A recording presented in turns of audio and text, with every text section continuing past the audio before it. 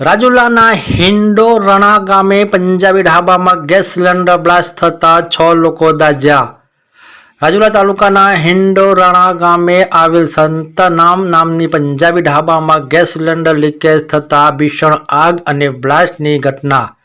પ્રાથમિક માહિતી મુજબ રસોઈ બનાવતી વખતે સિલિન્ડરમાંથી ગેસ લીકેજ થતાં અચાનક બ્લાસ્ટ થતાં ઢાબામાં આગ ભભૂકી ઉઠી।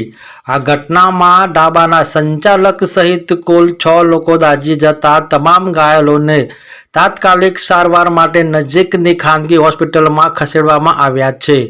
ઘટનાની જાણ થતાં જ રાજુલા પોલીસ અને વહીવટી તંત્રની ટીમો ઘટના સ્થળે દોડી ગઈ હતી અને તપાસ હાથ ધરી છે। આ દુર્ઘટનાના પગલે આસપાસના વિસ્તારમાં ખળભળાટ મચી ગયો છે। વિશેષ રિપોર્ટ સંજય વાઘેલા, અમરેલી જિલ્લા બ્યુરો ચીફ।